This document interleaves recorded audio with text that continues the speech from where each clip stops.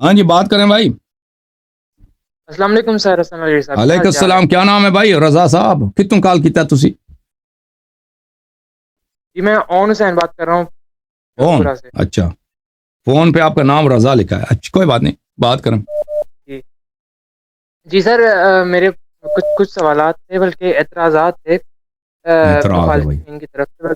ہاں جی, مخالفین کی طرف سے شیخ و پورا سے اعتراض. اوکے کیا اعتراض ہے؟ سب سے جو اہم اعتراض ہے وہ کر لو بھائی. جی ٹھیک ہے نا. جی سر, ایک تو ان کی کتابوں سے ہے اور ایک ہماری کتابوں سے ہے, تو دونوں بہت ہی اہم ہیں. تو آپ کو اگر لگے سر, آپ نے کئی بار یہ کہا ہے کہ جو مخالفین کا مذہب ہے وہ ناقص ہے, اور ان کے ناقص ہونے کی سب سے بڑی دلائل میں سے ایک یہ ہے کہ خلافت کے مسئلے پر وہ یہ کہتے ہیں کہ رسول پاک صلی اللہ علیہ وسلم سے کوئی ہدایت نہیں ہے. انہوں نے نہ کسی کو خلیفہ بنایا اور نہ کوئی طریقہ بتایا, اور نہ کوئی اس میں کوئی ہدایت کی, نہ کوئی احکام بتایا کہ تم بنا لو, کوئی شورا کر لو, کوئی مشورہ کر لو. سر تو اس میں جی ایک مولوی صاحب نے جواب دیا ہے, مسند احمد بن حنبل کی حدیث نمبر 8 نمبر 57, یہ احمد محمد شاکر والی جو ہے, پھر اس میں کہا کہ رسول اللہ صلی اللہ علیہ وسلم سے پوچھا گیا کہ آپ کس کو خلیفہ بنائیں گے. تو رسول اللہ صلی اللہ علیہ وسلم نے جواب دیا, ان تو امیرو, اگر آپ بنا لیں ابو بکر کو تو وہ فلانا فلانا ہوگا, اگر آپ بنا لیں عمر کو تو وہ فلانا فلانا ہوگا, اور آپ بنا لیں علی کو. سر تو اس میں یہ کہتے ہیں کہ صحابہ کو رسول اللہ صلی اللہ علیہ وسلم نے اختیار دے دیا کہ آپ خلیفہ بنا لیں. تو ہمارے مذہب میں یہ رسول اللہ صلی اللہ علیہ وسلم کی طرف سے ہے, ہدایت ہے خلافت کے مسئلے پہ. جی جی رسول اللہ صلی اللہ علیہ وسلم نے بتایا کیسے ہم نے خلیفہ بنانا ہے. صحیح تو اس کا صحیح. کیا جواب ہے؟ اس کا جواب میں آن دینا تو میں ہوں اس کا گل جواب دینا تو یہ کوئی انسٹرکشن نہیں ہے نبی کریم صلی اللہ علیہ وآلہ وسلم سے کہ آئندہ میں لوگ کیا کریں.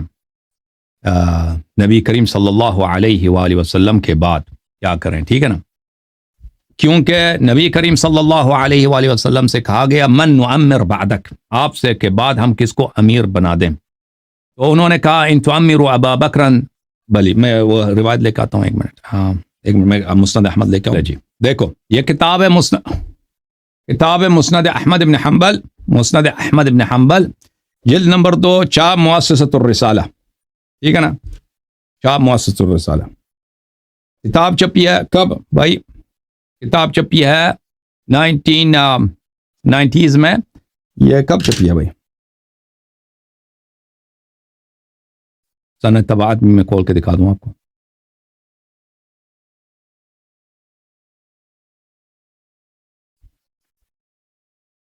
کتاب چھپی ہے بھائی 2001 میں, مؤسسۃ الرسالہ, بیروت لبنان میں. اچھا اس کتاب میں اللہ آپ کا بلا کرے صفحہ نمبر 214 میں حدیث جو ہے جس کی آپ نے بات کی ہے وہ حدیث ہے. حدیث وہ یہ ہے بھائی, حدیث نمبر ہے 859. بھلے حدیث یہ ہے, یقیل یا رسول اللہ من نعمر بعدک, ہم آپ کے بعد کیا کریں, اس کو امیر بنائیں. تو فرمایا کہ ان تعمروا ابا بکر تجدوه امینا زاہدا فی الدنیا, اگر ابو بکر کو امین بناؤ تو وہ تو بڑا امانت دار آدمی ہے, دنیا میں زاہد ہے, راغبا فی الآخرہ, آخرت کو چاہتا ہے. وان تعمروا عمر تجدوه قویا امینا, اور اگر عمر کو بناؤ تو تم اس کو قوی و امین پاؤ گے. لا يخاف فی اللہ لومۃ لائم, اور وہ اللہ میں کے راستے میں کسی سے اس کو ڈر نہیں ہے. وان تعمروا علیا, اور اگر تم علی علیہ السلام کو بناؤ, ولا اراکم فاعلین, اور تم نہیں کرو گے امیر المومنین علیہ الصلوۃ والسلام کو اپنا امام نہیں بناؤ گے. تجدوه ہادیا مہدیا یاخذ بکم الطریق المستقیم, اس کو آپ ہادی مہدی پاؤ گے, ہدایت گر اور ہدایت شدہ, آپ کو صراط مستقیم پہ لے کے جایا جائے گا. یہ روایت یہ کہ حاشیہ نمبر 2 اسناد ضعیف, اس کی سندی ضعیف ہے, اس سندی ضعیف ہے, ٹھیک ہے نا. اوکے جی اوکے, سر, وہ جو یہ احمد حجت ہی نہیں, محمد شاکر والے, جی ضعیف وہ وہی تصویر ہوتا روایت ہے, وہی روایت ہے, وہی روایت ہے, ضعیف ہے بھائی. اوکے سر, دوسرا اعتراض جو ہے وہ موضوع کے متعلق ہے. اس میں سر یہ مخالفین نے اعتراض کیا ہے کہ ہم کہتے ہیں کہ بی بی پاک صلی اللہ علیہ سے جو ناراض ہے اس سے اللہ بھی ناراض ہے, ان کا جس پہ غضب ہے اس پہ اللہ کا بھی غضب ہے. تو وہ احتجاج تبرزی سے ایک وہ کچھ حدیث لاتے ہیں کہ پیج نمبر جلد نمبر 1 صفحہ نمبر 280 پہ، جب بی بی پاک رسول پاک صلی اللہ علیہ وسلم کے روزے سے واپس آتی ہیں، کچھ اشعار ہیں اس سے پہلے، اور پھر وہ امیر المومنین سے کچھ کلام کرتی ہیں کہ آپ جو اس میں، تو پہلی بات تو یہ ہے کہ وہ کہتی ہیں کہ آپ کیوں نہیں لڑ رہے، یہ جو ابو بکر عمر ہیں یہ بہت کمزور ہیں، آپ تلوار اٹھائیے، آپ باہر نکلیے، آپ گھر میں بیٹھے ہوئے ہیں، یہ ان سے یعنی کہ کلام ہوتا ہے۔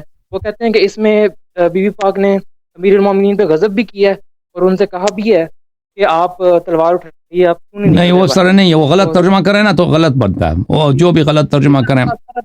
ہاں ترجمہ کریں آپ، اس کی فائدہ یعنی اس کی ایک ایک فکر ہے نا، پورا پیراگراف آپ اس ٹھیک ہے، میں کی آپ کو دکھا توضیح دے دیتا دیں ہوں، تو بہت میں ابھی کھول کے دکھا دیتا ہوں۔ یہ کتاب ہے الاحتجاج الطبرسی رحمۃ اللہ علیہ، چاپ مؤسسۃ العالمی للمطبوعات، صفحہ نمبر سنہ 2000 میں چھپی ہے۔ اس میں میرے محترم ناظرین آپ کو لے کے چلتے ہیں خطبہ زہرا سلام اللہ علیہ پہ، صفحہ 100 کے لگ بھگ یہ خطبہ شروع ہوتا ہے، بلکہ صفحہ 100 سے پہلے، اور یہ کئی مختلف طرق سے یہ روایت کرتے ہیں اس خطبے کو۔ یہ صفحہ احتجاج فاطمہ الزہرا سلام اللہ علیہ علی القوم لما منعوها فدك وقولهم قولها لهم عند الوفاء بالامامہ، صفحہ نمبر 97 میں شروع ہوتا ہے۔ یہاں پہ یہ خطبہ جو ہے فصاحت و بلاغت کے لحاظ سے ایک اعجاز ہے، اور جماعت مخالفین نے بھی اس کو نقل کیا ہے کئی اسانید کے ساتھ۔ ابن تیفور کتاب اس کا کتاب بلاغات النساء میں کئی ایک اسانید کے ساتھ اسی خطبے کو نقل کیا ہے۔ اچھا، اس میں اس خطبے میں ابو بکر عمر کی بہت شدید مذمت کرتی ہیں حضرت صدیقہ طاہرہ سلام اللہ علیہ، اور صحابہ کی بڑی تذلیل کرتی ہیں وہ، اور نہایت ہی شاندار اور بلاغت جو موجز نظام کلام ہے اس کے ساتھ۔ اچھا ہاں،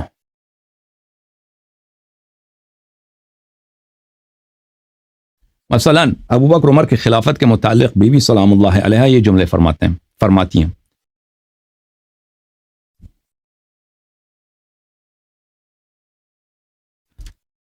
فلما اختار الله لنبيه دار أنبيائه ومأوى أصفيائه ظهر فيكم حسكة النفاق وسمل جلباب الدين ونظم كاظم الغاوين ونبغ خامل الأقلين وهدر فنيق المبطلين فخطر في عرصاتكم وطلع الشيطان رأسي من مغرزه هاتفا بكم فألفاكم لدعوته مستجيبين۔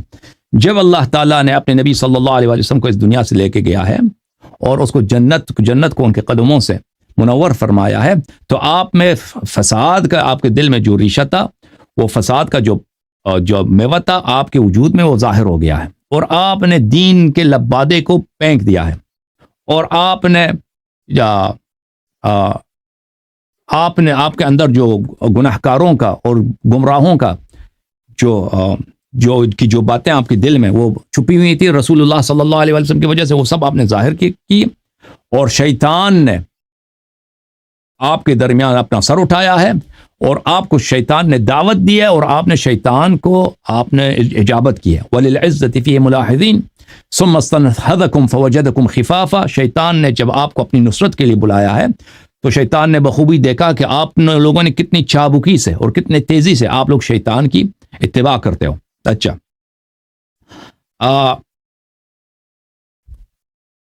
تو یہ واضح طور پہ وہ خلافت ابو بکر عمر کو شیطان کی حکومت اور بہت واضح الفاظ میں بیان کر رہے ہیں۔ اچھا، جس جملے کے متعلق آپ کہہ رہے ہیں وہ جملے یہ ہیں کہ ثم عطفت على قبر النبی صلی اللہ علیہ وآلہ وسلم وقالت، پھر وہ حضرت بی بی سلام اللہ علیہ نے اپنا رخ کیا ہے بھئی کئی صفحوں کے بعد، خطبے کے بعد اپنے والد گرامی کے قبر کی طرف رخ کیا ہے، اور کچھ اشعار پڑھی ہیں، انہوں نے اشعار کے بعد وہ امیر المؤمنین علیہ الصلوۃ والسلام کے پاس آئی ہیں، گھر آئی ہیں۔ قال یا ابن ابی طالب اشتملت شملۃ الجنین وقعدت ہجرۃ الظنین۔ یہ ملاطفت میں اور محبت میں اور ترحم میں کہ امیر المؤمنین علیہ الصلوۃ والسلام وہ بہادر اور شجاع سردار ہیں، وہ فوج کے سالار ہیں، وہ جنرل ہیں، کہ وہ ایک زمانے میں انہوں نے کفار کے جو بڑے بڑے سپاہی تھے ان کو انہوں نے جہنم واصل کیا ہے۔ اب لوگوں کی بے وفائی کی وجہ سے کیا کرنا پڑا ہے ان کو؟ اشتملت شملۃ الجنین، جیسے ایک بچہ اپنے ماں کے پیٹ میں اس طرح لپیٹ کے بیٹھ جاتا نا، بچہ جب ماں کے پیٹ میں ہوتا ہے نا وہ اس طرح لپیٹ کے بول جاتا ہے کہ آپ یہ اعتراض کے طور پہ نہیں ہے اور یہ مذمت کے طور پہ نہیں ہے، یہ ترحم اور تلاطف کی وجہ سے ہے کہ زمانہ ایسا آیا ہے کہ کیا ہوا ہے کہ آپ کو یہ اس طرح بیٹھنا پڑا ہے، اپنے گھر میں آپ اس طرح بیٹھے ہیں. وقعت حجرۃ الظنین،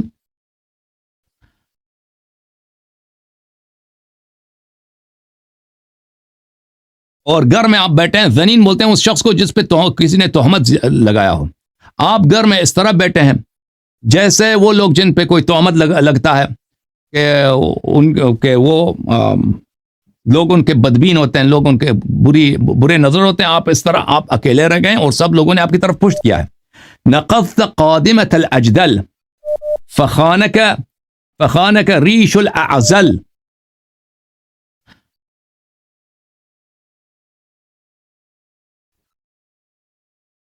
وہ پرندہ جو شکاری پرندہ ہوتا ہے،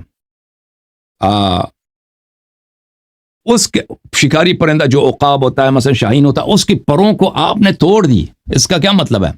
یعنی آپ فاتح ہیں مختلف جنگوں کے، آپ مختلف جنگوں میں فاتح ہیں. آپ نے مختلف جنگوں میں عرب کے جو شجاع لوگ تھے ان کو زمین پہ مار کے گرا دیا ہے. فخانک ریش الاعزل،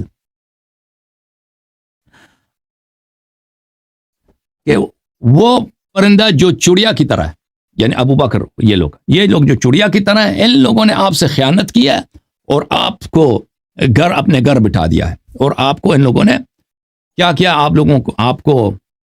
آپ کو بے بس کر دیا ہے صحابہ نے. اچھا، هذا ابن ابی قحافہ ينتزنی نحلت ابی وبلغت ابنی. یہ ابن ابی قحافہ ہے یعنی ابو بکر، کہ اس نے میرے والد کے جو مجھے نحلہ دیا تھا، جو مجھے عطا کیا تھا، میرے والد کا جو ہبہ تھا فدق، اس پہ اس نے قبضہ کیا ہے. اور میرے جو دو بیٹوں کا جو ترکہ ہے اس پہ اس نے قبضہ کیا ہوا ہے. لقد اجہد فی خصامی والفیتہ الد فی کلامی. اس نے آج میرے سے بہت بدتمیزی کیا. اس نے میرے دشمنی میں بہت ہی کوشش کی. آج بی بی سلام اللہ علیہ وہاں پہ تقریر کر کے واپس آئیں، خطبہ ادا کر کے آئی ہیں. والفیتہ الد فی کلامی، میں نے ابو بکر کو اس طرح پایا کہ وہ میرے دشمنی میں بہت ہی، اس کے کلام میں بہت ہی دشمنی ہے، ہیٹرڈ ہے، نفرت ہے مجھ سے. حتی حبستنی قیلۃ نصرہا، حتی حبستنی قیلۃ نصرہا والمہاجرۃ وصلہا وغضت جماعت دونی طرفہا. جو انصار تھے انہوں نے مجھے نصرت کرنے کی، میری تائید کرنے کی انہوں نے کوئی قدم نہیں اٹھایا.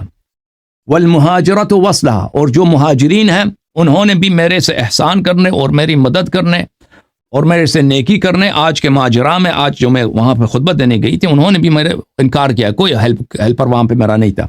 وغضت الجماعت دونی طرفہا، اور سب لوگوں نے میری طرف دیکھنا بھی، انہوں لوگوں کو میری طرف نہیں دیکھا، انہوں نے دوسری طرف. جب میں نے اپنا حق مانگا تو لوگوں نے نیچے نظر گرایا.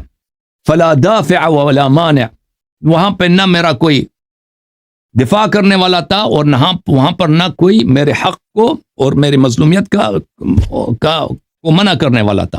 کوئی نہیں تھا وہاں پر، نہ میرا کوئی مدافع تھا اور نہ میری طرف سے کوئی وہاں پہ کوئی سپورٹر تھا. خرجت کاظمۃ وعدت راغمہ،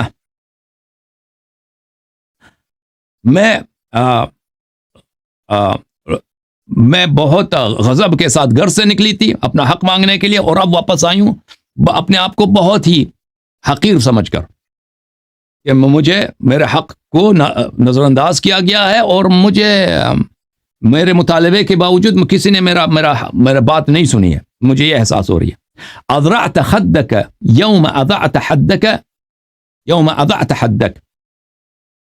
یا علی سلام اللہ علیہ، یہ تلطف میں، ملاطفت میں اور ترحم میں کہ یہ شوہر بھی مظلوم ہے اور بیوی بھی مظلوم ہے. اس الفاظ میں اضرعت خدک یوم اضعت حدک، اس دن جب آپ نے اپنا تلوار، حد بولتے ہیں تلوار کی تیزی کو، تلوار کی تیزی، جب آپ کو تلوار کی جو بلیڈ ہے، تلوار کے بلیڈ آپ نے استعمال کرنے سے انکار کیا، یعنی آپ آپ نہیں کر سکتے اپنے تلوار کے بلیڈ کو استعمال کرنا، اور کیونکہ آپ کے لیے حرام ہے، کوئی ساتھی نہیں ہے۔ اس دن سے آپ پہ ظلم شروع ہو گئے اور آپ کا چہرہ مبارک جو ہے وہ زمین پہ لگی ہے، یعنی اس دن سے یہ یعنی کیا ہو گیا، یعنی آپ کی بھی اسی طرح میری طرح تنہائی، بے عزتی اور خواری شروع ہوئی ہے۔ افترست الذئاب وافترشت التراب، آپ تو فاتح ہیں، جنگوں کے فاتح ہیں، آپ جو ہیں وہ ذئاب بولتے ہیں، وولفز کو انگلش میں وولف بولتے ہیں نا، آپ نے ان کے بڑے بڑے سرداروں کو، کفار کے سرداروں کو آپ نے قتل کیا، اور آج آپ کو مٹی پہ بیٹھنا پڑ رہا ہے۔ ولی ما کففت قائلا ولا اغنیت طائلا، میں نے تو آج بہت خطبہ دیا ہے، میں نے بات کی ہے، اور لیکن میرے باتوں کا آج کوئی فائدہ نہیں ہوا ہے، ولا خیار علی، اور اب میرے پاس کوئی چارہ نہیں۔ بی بی سلام اللہ علیہ فرماتی ہیں لیتنی مت قبل ہنیئتی ودون ذلتی، بھلے کاش آج میں مرتا، کاش آج میں مر جاتی، بھلے اپنے موت سے پہلے میں مر جاتی، اور اس سے پہلے کہ میں اس طرح یہ لوگ میری بات نہ سنتے، اور میری بات نہ سننے کی وجہ سے، اور میری طرف میرا کوئی نصرت کرنے والا ہے نہیں تھا وہاں پر، اس وجہ سے جو میری بے حرمتی ہوئی ہے، کاش میں اس سے پہلے مر جاتی۔ تو یہ ہیں بی بی سلام اللہ علیہ کے الفاظ۔ البتہ یہ خطبہ جو ہے بہت نہایت ہی بلاغت کے اعلیٰ حد پر ہے، اور اس کا حق میں نے اس طرح جو میں نے ابھی آپ کی خدمت میں پیش کیا نا، اس طرح شارٹ وقت میں اس کا حق اس طرح ادا نہیں ہو سکتا، اس کو زیادہ مزید توضیح دینے کی ضرورت ہے، لیکن میں نے الفاظ آپ کی خدمت میں اور جملے آپ کی خدمت میں بیان کیے ہیں کہ اس میں مذمت نہیں ہے۔